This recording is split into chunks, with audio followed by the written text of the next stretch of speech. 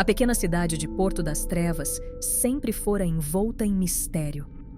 Situada no litoral norte do país, era famosa por suas lendas sombrias e pela neblina perpétua que parecia brotar do mar. Os habitantes locais eram reservados e supersticiosos, evitando sair após o pôr do sol e mantendo suas janelas fechadas durante a noite. Clara, uma jovem jornalista de 28 anos, chegou à cidade numa tarde nublada de outono. Ela estava determinada a desvendar os segredos de Porto das Trevas e escrever uma reportagem que alavancaria sua carreira. Ignorando os olhares desconfiados dos moradores, Clara se instalou na única pousada da cidade, um prédio antigo de madeira que rangia a cada passo. Na primeira noite, Clara foi despertada por um som estranho. Era como um sussurro distante, quase inaudível, mas que parecia chamar seu nome. Intrigada, ela se levantou e foi até a janela. A rua estava deserta, coberta por uma espessa camada de névoa. Por um instante, Clara achou ter visto uma figura sombria se movendo na escuridão. Mas quando piscou, a visão havia desaparecido. Nos dias seguintes, Clara começou sua investigação.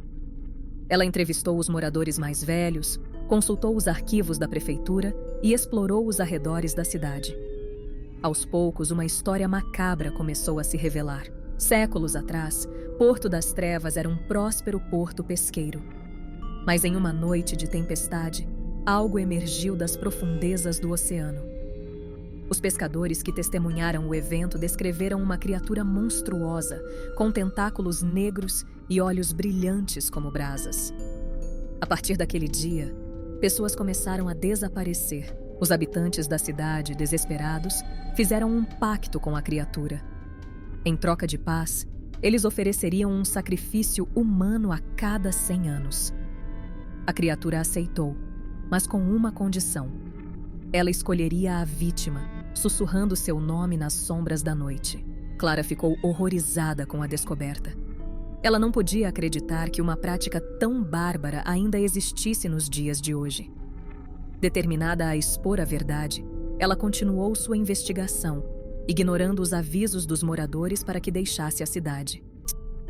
À medida que o tempo passava, Clara começou a notar mudanças sutis ao seu redor.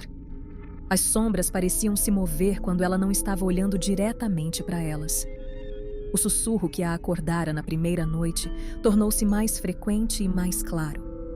Ela começou a ter pesadelos terríveis, nos quais se via afundando em águas escuras, enquanto tentáculos se enrolavam em seus membros. Uma noite, enquanto trabalhava em seu quarto na pousada, Clara ouviu uma batida na porta. Ao abrir, ela se deparou com uma anciã de aparência frágil, que se apresentou como Dona Matilde. "Você precisa ir embora", disse a velha com voz trêmula. "A criatura escolheu você. Eu posso sentir." Clara tentou argumentar, dizer que tudo aquilo era apenas superstição, mas as palavras morreram em sua garganta quando viu o terror genuíno nos olhos da anciã. "O sacrifício está próximo", continuou Dona Matilde. "Se você ficar, não poderemos protegê-la." Naquela noite, Clara não conseguiu dormir. O sussurro em sua mente havia se transformado em um coro agonizante de vozes. Quando finalmente adormeceu, próximo ao amanhecer, ela teve o pesadelo mais vívido de todos. Ela se viu caminhando pela praia de Porto das Trevas, a névoa densa envolvendo seus pés. À sua frente, o mar negro parecia pulsar com uma vida própria. De repente, a superfície da água se quebrou e um tentáculo gigantesco emergiu, seguido por outros.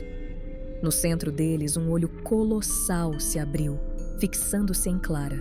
A jornalista acordou gritando, seu corpo coberto de suor frio. Sem pensar 2 vezes, ela jogou suas coisas na mala e correu para fora da pousada. As ruas estavam desertas e uma névoa espessa cobria tudo. Clara correu em direção à saída da cidade, seu coração batendo freneticamente. Quando chegou aos limites de Porto das Trevas, Clara se deparou com uma multidão silenciosa bloqueando a estrada. Homens, mulheres e crianças, todos vestidos de preto, olhavam para ela com uma mistura de pena e resignação. "Por favor", Clara implorou. Deixem-me passar. Mas a multidão permaneceu imóvel. Foi então que Clara ouviu o som. Um rugido profundo e ancestral que parecia vir das profundezas da terra. O chão começou a tremer e a névoa se intensificou, envolvendo-a completamente.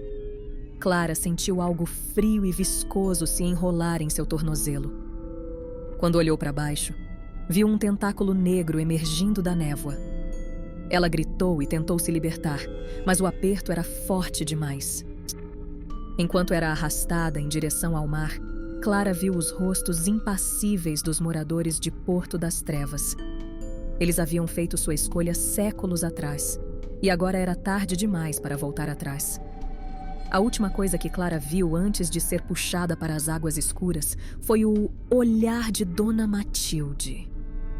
A anciã murmurou algo que soou como "perdoe-nos", mas sua voz foi engolida pelo rugido da criatura. As águas se fecharam sobre Clara e o silêncio voltou a reinar em Porto das Trevas. A névoa lentamente se dissipou e os moradores retornaram às suas casas, trancando portas e janelas. No dia seguinte, não havia sinal da passagem de Clara pela cidade. Sua mala, suas anotações, tudo havia desaparecido. Era como se ela nunca tivesse existido.